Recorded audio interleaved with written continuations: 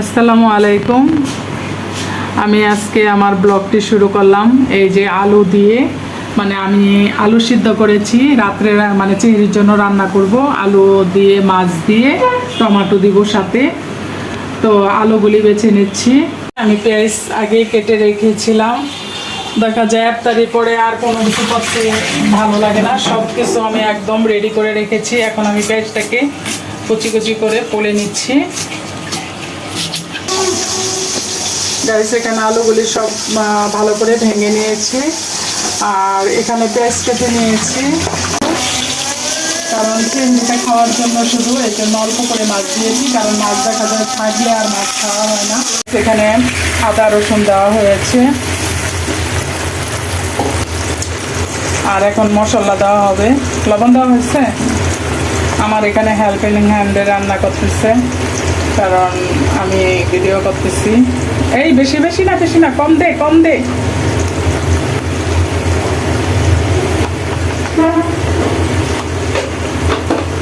দেখেন গাইস, সমানে দেয় মশলা, অল্প অল্প অল্প।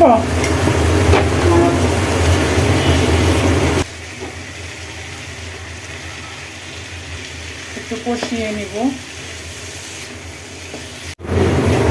গাইস, এখানে টমেটো দেওয়া হয়েছে, টমেটো দিয়ে ভালো মানে একটু নাড়াচাড়া করে ঝোল দিয়ে দিব, কারণ তখন ঝোল গরম পানির ঝোল, তো গরম পানি মানে কষাইতে কষাইতে দেখা যাবে টমেটো একদম ভালোভাবে সিদ্ধ হয়ে যাবে। আমি এখন চলেন যাই, ভর্তা করব।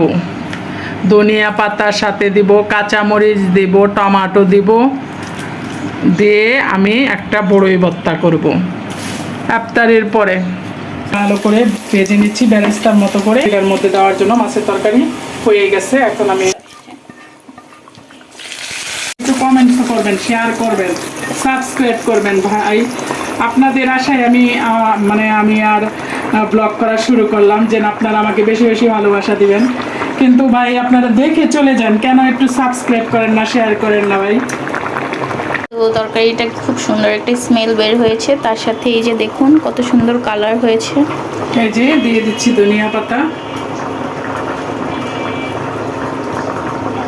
Yummy, look very delicious. এই যে আমি এলাচ, দারচিনি, আদা রসুন দিচ্ছি 2 চামচ, ধনিয়ার গুঁড়া 2 চামচ, 1 চামচ গুঁড়া 1 চামচ, গরম মশলা 1/2 চামচ, লবণ, যেটা না দিলে কোনো টেস্টই আসবে না। তেল ওঠা না পর্যন্ত আমি এটাকে এখন একটু ঢেকে দিব।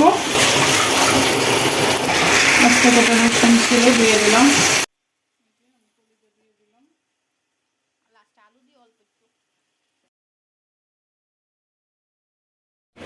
গাইস, এই যে আমি এর জন্য কলিজা বোনা করেছি, আর এখানে আমি সাদা ভাত রান্না করেছি এর জন্য। আমার স্পেশাল রুই মাছের ঝোল, এটা দিয়ে আলু আর টমেটো দিয়ে। আমি কিছু এরি খেয়ে বানিন্দায় আসলাম। দেখেন রাস্তাঘাট কিনেরও মানুষ সব এই যে মসজিদে যাচ্ছে নামাজ পড়ার জন্য। রাস্তা ঢাকা শহরের এরকম নীরব খুব কম দেখা যায়, কিন্তু ভোরবেলা দেখেন গাইস, একদম রাস্তা নীরব।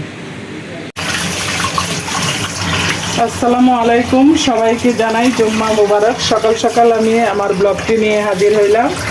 এই যে আমার হাজব্যান্ড চিংড়ি মাছ নিয়ে আসছে আর মুরগি নিয়ে আসছে। আজ শুক্রবার, কারণ নামাজ আছে বলেই সকাল সকাল সব কিছু করে নামাজ পড়ার জন্য প্রস্তুতি নেব।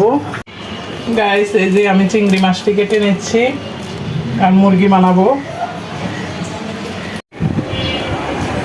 গাইস, আপনারা কি দেখতে পাচ্ছেন? দেখেন এখানে মানে মাঠের মধ্যে কি জানি হবে, কিন্তু এখনো দেখা যাচ্ছে না কোনো লোকালয়। শরবত বানানোর জন্য প্রস্তুতি নিচ্ছি।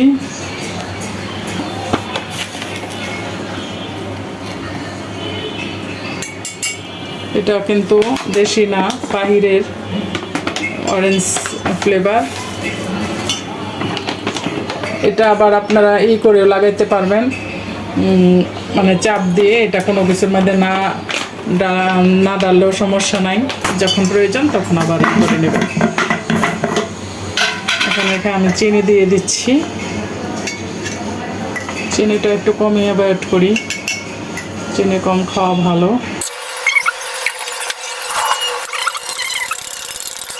এখানে আমি মুরগি রান্না করতেছি। এখন আমার মুরগিটা কষানো হয়ে গেছে, আমি সামান্য ঝোল দেব, বেশি দেব না। আপনাদেরকে অনেক খালি চেয়ার দেখাইছিলাম, এখন দেখেন কি পরিমাণের লোক।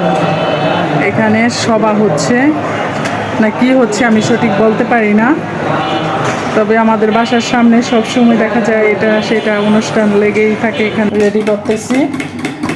এখানে বোট ভাজা আছে, জিলাপি, পেঁয়াজু আর বেগুনি, আলুর চপ। আর এখানে আমি পেঁয়াজ, পুদিনা পাতা, ধনিয়া পাতা সব কেটে রেখেছি। শরবত। গাইস, আজকে আমি রাত্রের চেহারির জন্য এই যে মটরশুঁটি চিংড়ি দিয়ে ভর্তা করেছি, আর এটা আলুর গাটি রান্না করেছি, আর এটা হলো চিকেন। মানে চিকেন ছাড়া তো আমার বাসায় চলেই না। এই হলো আজকের রাত্রের চেহারির আয়োজন। গাইস, এখানে আমি একটু বাইরে গিয়েছিলাম, বাইরে থেকে আসার সময় ছেলের জন্য 2টা গেঞ্জি নিয়ে আসলাম, মানে পাঞ্জাবের নিচে পরার জন্য। লন্ডন হয় মোজা নিয়ে আসছি, ছেলের স্কুল খুললেই মোজা লাগবে, প্রতি বছরেই কিনতে হয়। আর এখানে আনছি এই যে গেঞ্জি, ছেলে সবসময় গরমে পড়ার জন্য।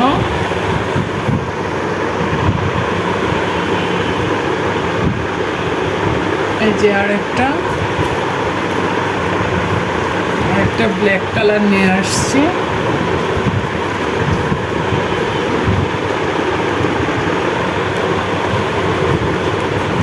যে 4টা গেঞ্জি নিয়ে আসছে। কেমন হয়েছে গাইস অবশ্যই আমাকে কমেন্টসে বলবেন।